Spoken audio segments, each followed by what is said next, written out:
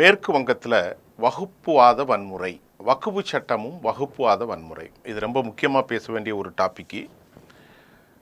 முர்ஷிதாபாத் மாவட்டம் பற்றி எரிகிறது.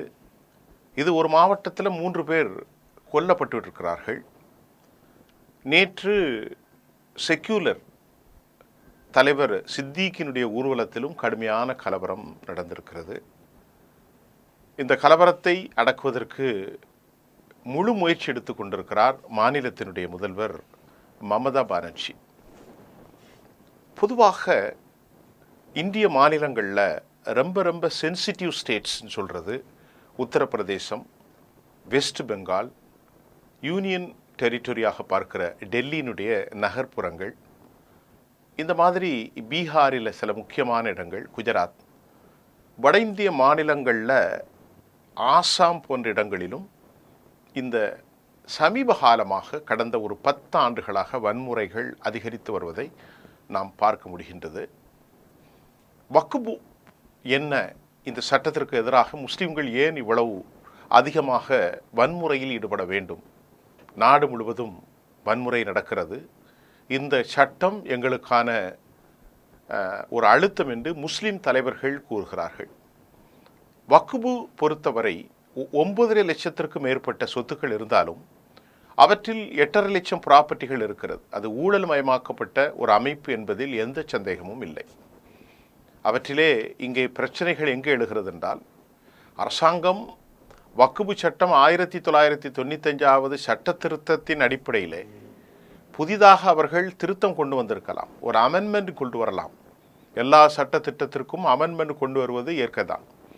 பாரதிய ஜனதா இதை எப்படி கொண்டு பார்க்கிறது என்று சொன்னால், பாஜக வக்ஃபு என்பது முஸ்லிம்களுடைய கடவுள் தான சொத்து. வக்ஃபு என்றாலே இறைவழியான தான சொத்து.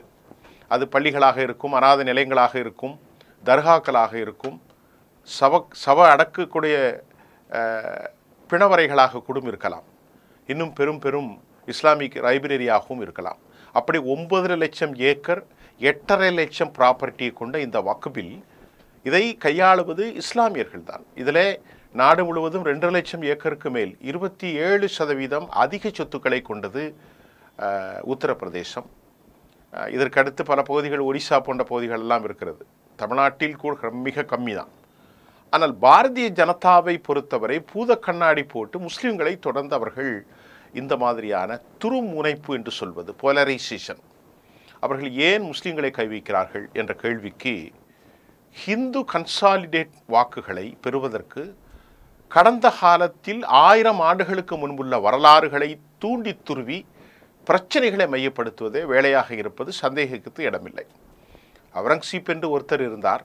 அவர் இறந்து போய் பல 100 ஆண்டுகள் ஆனது. இப்பொழுது அவருடைய சமாதிக்கு எதிராக நாக்பூரில் பெரும் கலவரம் நடக்கிறது, மகாராஷ்டிராவில். இந்த கலவரத்தை 1-2 அல்ல, இப்போ வக்ஃபு போராட்டம் முர்ஷிதாபாத்தில் 66% இருக்கக்கூடிய வெஸ்ட் பெங்காலில் நடக்கிறது. மொத்தம் 22 எம்பி தொகுதிகள் கொண்ட இந்த பகுதியில் 20 எம்பிக்கள் யார் என்று சொன்னால், அதாவது மமதா கட்சியினுடைய ஆட்கள் தான். மமதா கட்சிக்குத்தான் முஸ்லீம்கள் வாக்களித்திருக்கிறார்கள். ஆனால் தற்போது இவற்றில் ஹிந்து முஸ்லீம் கலவரமாக ஆகியிருக்கிறது. ஈஜாஸ் அகமது என்கின்ற ஒரு சிறிய பையன் சென்னையிலே ஒரு ஹோட்டலில் வேலை செய்தவன் யதார்த்தமாக ரமலானுக்கு சென்ற நேரத்தில் அவன் வெட்டி கொல்லப்பட்டிருக்கிறான். அவருடைய தந்தையும் வெட்டப்பட்டிருக்கிறார்கள். பல ஹிந்துக்களின் வீடுகள் சூறையாடப்பட்டிருக்கிறது. இது ஹிந்து முஸ்லீம் கலவரமாக மாறுவதற்கு என்ன தேவை இருக்கிறது என்று எனக்கு புரியவில்லை. அப்படி என்றால் இதற்கு பின்னால் என்ன திட்டம் இருக்கிறது என்பதை நாம் புரிந்து கொள்ள வேண்டும். தங்களுடைய உரிமைகளுக்காக முஸ்லிம்கள் போராடுகிறார்கள். அவர்கள் ஊர்வலம் செல்கிறார்கள். ஊர்வல பாதை அது ஹிந்துக்கள் அடர்த்தியாக இருக்கிற ஒரு பகுதியாக இருக்கலாம், அதை ஒன்றும் தவறில்லை. இந்துக்கள் அடர்த்தியாக இருந்தால் ஊர்வலம் செல்லும் பாதை சொல்லலாம். அங்கிருந்து தேச விரோத கும்பல்கள் திட்டமிட்டு கற்களை வீசுவது, இதுதான் இந்தியாவிலே பெரிய தலையெழுத்து. இந்துக்கள் யாரும் கற்களை வீசுவதில்லை. இந்த கலவரக்காரர்கள் தங்களை இந்துக்களாக அடையாளப்படுத்தி திட்டமிட்டு ஒரு போலரைசேஷனை ஏற்படுத்துவதற்கு, அவர்களுக்கெல்லாம் மனித மிருகங்கள், வீடுகள் தீப்பற்றி எரிகிறது, பலர் கண்டந்துண்டமாக வெட்டப்பட்டிருந்தாலும் கூட இதுதானே இந்தியாவில் கலாச்சாரமாக இருக்கிறது. இதுதான் குஜராத்தில் நடந்தது, இதுதான் உத்தரப்பிரதேசத்தில் நடந்தது, இதுதான் பீகாரில் நடந்தது. எல்லா ஊர்களிலும் சகஜமாக இந்த கலவரங்களை வடநாட்டு கும்பல், ஹிந்து அடிப்படைத்துவ கும்பல், அவர்கள் இஸ்லாமிய ஜிஹாதிகளுக்கு எதிராக இந்த கும்பலை நாங்கள் நடத்துகிறோம் என்று பெயர் சொல்லி போகிறார்கள். ஆக இந்த விளைவில் ஹிந்துக்கள் முஸ்லிம்கள் என்பதை தாண்டி மனிதர்கள் படுகொலை செய்யப்பட்டிருக்கிறார்கள். 3 பேர். பல ஹிந்து சகோதரிகள் கண்ணீர் விட்டு அழுகிறார்கள். பல இஸ்லாமியர்கள் இளம் பெண் தன் கணவனை வெட்டி கொலை செய்து விட்டார்கள் என்று அவர்கள் கண்ணீர் வடிக்கக்கூடிய ஒரு காட்சியும் காணப்படுகிறது. முர்ஷிதாபாத் அந்த மாவட்டத்தில் ஜஃபராபாத் மற்றும் சில பகுதிகளில்தான் இந்த கலவரம் உருவெடுத்திருக்கின்றது. நேற்று முன்தினம் சித்திகினுடைய தலைமையில் செக்யூலர் ஃபோர்ஸினுடைய ஊர்வலத்திற்கு தடை செய்யப்பட்டிருக்கிறது. ஆனாலும் இந்த தடையை எதிர்த்து முஸ்லிம்கள் அதிக சதவீதம் வாழ்கிற இடங்களில் பெரும் கலவரமாக மாறியிருக்கிறது. இந்த கலவரத்தின் பின்னணியை சர்வதேச நாளிதழ் ஒன்று எப்படி தெளிவுபடுத்தியிருக்கிறது என்றால், இது இடதுசாரிகள் ஒரு காலத்தில் ஜோதிபாசுடைய காலம் நடந்த போதும், புட்டதேவ் பட்டாச்சாரியாவுடைய ஆட்சி நடந்த போதும் ஹிந்து முஸ்லீம் கலவரங்கள் எல்லாம் அந்த மாநிலத்தில் எப்போதும் நடப்பதில்லை. அது தெரியாது. ஒரு சமாதானமாக இடதுசாரிகள் இருந்தார்கள். அதை காங்கிரஸ் கட்சி இருந்தது. எப்பொழுது வலதுசாரி இந்து தேசியவாதம் அங்கே வளர ஆரம்பித்ததோ அப்போது கலவரங்களும் வளர ஆரம்பித்தது என்று ஒரு வெளிநாட்டு ஏடு லண்டனிலிருந்து தெரிவிக்கிறது. அவர்கள் சொன்னார்கள், 2014 பாரதிய ஜனதாவினுடைய வாக்கு வங்கி அங்கே 21% இருந்தது. 2019 பாரதிய ஜனதாவினுடைய வாக்கு வங்கி அது கொஞ்சம் கொஞ்சமாக ஏறி 35-40 என்று ஒரு கட்டத்தில் மிக அதிகமாக சென்றுவிட்டது. ஆக இந்த 10 வருடத்தில் பாரதிய ஜனதாவினுடைய வாக்கு வங்கியை இந்த துருவ முனைப்படுத்துதல், பொலரைசேஷனுக்கு ஒரு காரணமாக அவர் சொல்கிறார். ஆக ஹிந்து வாக்கு வங்கிகளை கன்சாலிடேட் செய்வதற்கு, ஒருமித்து கொண்டு வருவதற்கு இஸ்லாமியர்களின் வெறுப்பை அவர்கள் பயன்படுத்துகிறார்கள் என்ற குற்றச்சாட்டில் உண்மை இல்லை என்று நாம் மறுத்துவிட முடியாது. ஆக இஸ்லாமியர்கள் தங்கள் உரிமைகளுக்காக போராடலாம். அந்த சட்டத்திலே இப்போ அவர்களுடைய போராட்டம் என்னவென்றால், வக்ஃபு சட்டத்தை அரசாங்கம் எடுத்துக்கொள்ளும்.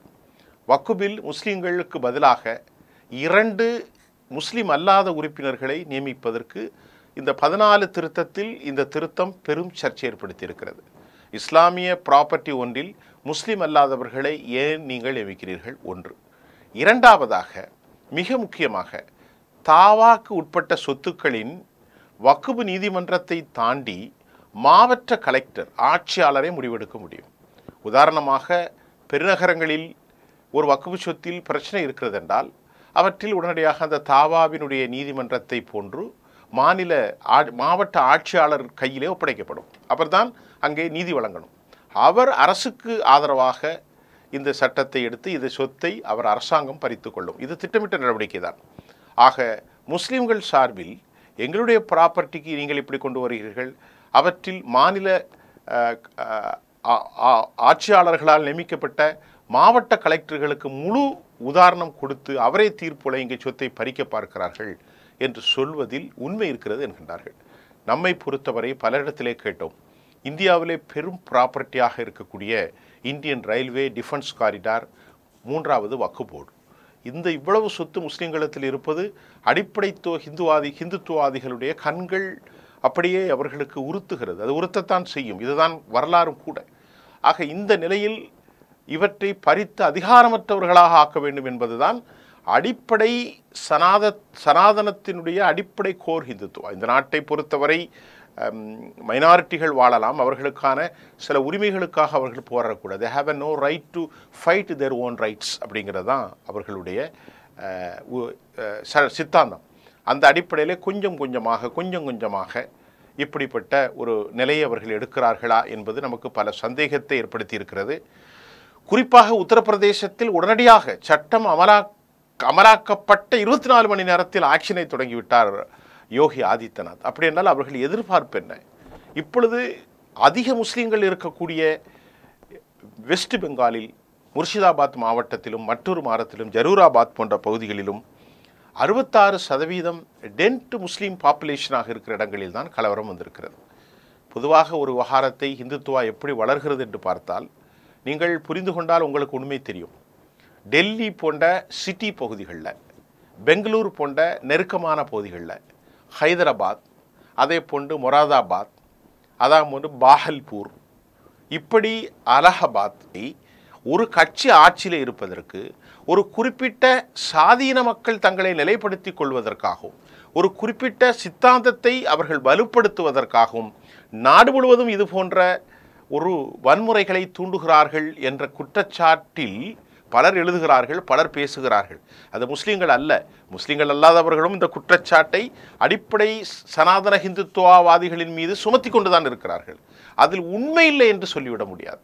அப்போ மற்றொரு பக்கம் இந்த தூண்டுதலுக்கு உள்ளாக்கி தொடர்ந்து அவர்கள் சொல்லுகிறார்கள், இங்கே வக்ஃப் வாரிய பிரச்சனை இன்று நடக்கிறது, சிஏஏ பிரச்சனை, என்ஆர்பி பிரச்சனை, என்சிஆர் பிரச்சனை, மாட்டிறைச்சியினுடைய பிரச்சனை, அஹ்லாக்குடைய படுகொலை பிரச்சனைகள், அதே போன்று முத்தலாக் பிரச்சனைகள், இப்படி நாடு முழுவதும் ஷாஹின் பாக்கினுடைய கலவரங்கள், இதையெல்லாம் தொடர்ந்து நடத்துவதும், இதே போன்று இந்த ஹிந்துத்துவா கொள்கைகளை ஏற்றுக்கொண்ட சனாதனத்தின் காவலர்கள் பொது மேடைகளிலே நெருப்பை கக்குவதை போன்று இவர்கள் பேசுவதும் பிரச்சனை ஏற்படுத்தியிருக்கிறது. மமதாவுக்கு இது ஒரு பெரும் சேலஞ்ச்.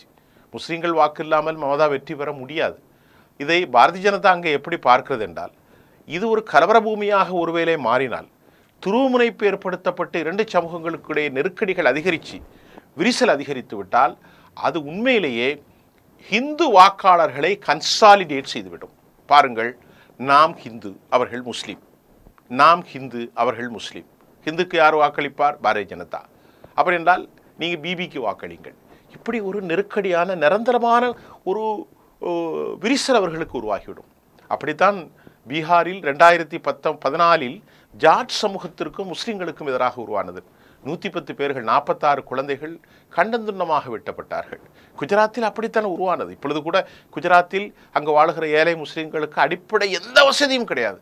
ஆனால் அப்பாவி மக்களை, அவர்கள் ஹிந்துக்களாகவும், அவர்களும் பாவம், முஸ்லீம்களும் பாவம். ஹிந்துக்கள் என்றால் ஹிந்துக்களத்தில் பல மதங்கள் இருக்கிறார்கள். தமிழ் பேசுகிற ஹிந்துக்கள் வேறு, வட இந்திய ஹிந்துக்கள் வேறு, அவர்களுடைய நம்பிக்கைகள் வேறு, இங்கே இருக்கக்கூடிய மக்கள் பிராக்டிஸ் வேறு. எல்லோரும் தினக்கூலிகள். இந்துக்கள் முஸ்லீம்கள் என்ற பிரிவினை அவர்களிடத்தில் இல்லை. ஒன்றாக வேலை செய்கிறார்கள், ஒன்றாக உழைக்கிறார்கள், ஒன்றாக வாழுகிறார்கள், ஒன்றாக ஓரிடத்திலே மரணித்து போகிறார்கள். ஆக இந்த செல்வந்தர்கள் இந்த ஜனசக்தியை திரட்டுவதற்காக, ஜனத்திரளை திரட்டுவதற்காக மக்களை மடைமாற்றம் செய்த இந்த சனாதன அடித்துவ ஹிந்துத்துவ கும்பல், நல்லா தெரிந்து கொள்ளுங்க, இந்த சனாதன அடித்துவ ஹிந்துத்துவ தேசியவாதம் இது இஸ்லாமிய ஜிஹாதியவாதமாக இருந்தாலும் ஒரு காலமும் ஏற்றுக்கொள்ள முடியாது. மத நம்பிக்கை என்பது வேறு, கடவுள் நம்பிக்கை என்பது வேறு. மத நம்பிக்கைகளை பயன்படுத்தி மக்களை திசை திருப்பி மேலிடத்தில் இருக்கக்கூடிய உயர் சாதியினர் ஆதிக்கத்தை தனதாக்கி கொண்டு தனது கொள்கைகளை பரப்புவதற்கு கீழே நிற்கக்கூடிய விளிம்பு நிலை ஏழை முஸ்லிம்களை தாக்குகிறார்கள். இதில் படுகொலை செய்யப்படுவது ஏழை ஹிந்துக்கள், தினக்கூலிகள். இதை புரிவதற்கு இந்த நாடு சில காலங்கள் ஆகும். வக்ஃபுகாரத்தில் அவர்கள் உரிமைகளுக்காக நீங்கள் போராடுவது இந்துக்களின் வீடுகளை ஏன் இருக்கிறீர்கள்? இதை கேட்பதற்கு நியாதி இல்லை. ஏன் முஸ்லீம்களை நீங்கள் கொள்கிறீர்கள்? இதை கேட்பதற்கும் நியாதி இல்லை. ஆக பாவமான ரெண்டு சமூகமும் இந்த பாவிகளுடைய தூண்டுதலில் முர்ஷிதாபாத்தில் வெட்டி படுகொலைக்கு ஆகியிருக்கிறது, பற்றி எரிகிறது, ஆட்சியாளர்களுக்கு சிக்கல் ஏற்படுத்தியிருக்கிறது. இந்த சிக்கலில், இந்த பூகம்பத்தில் அவர்கள் தலைப்பீடு என்ன தெரியுமா? நாடு முழுவதும் மேற்கு வங்கத்தில் ஹிந்துக்கள் தப்பி ஓட்டம், துரத்தி வெல்லப்படுகிறார்கள். இப்படி விதமான ஒரு பொலரைசேஷனை நாடு முழுவதும் விதைப்பது, பரப்புவது, அடுத்த விளைச்சல் தேர்தலில் நல்லா கிடைக்கும் என்பதை பார்ப்பது, இதை என்று இந்த தேசம் புரிந்து கொள்கிறதோ அதுவரை இந்த சிக்கல் தொடரும். இதுதான் நமது கவலையான ஒரு பத்திரிகையாளர் பதிவு. மீண்டும் மற்றொரு களத்தில் இதுபோன்ற செய்திகளை உங்களுக்கு தருகிறேன். நன்றி.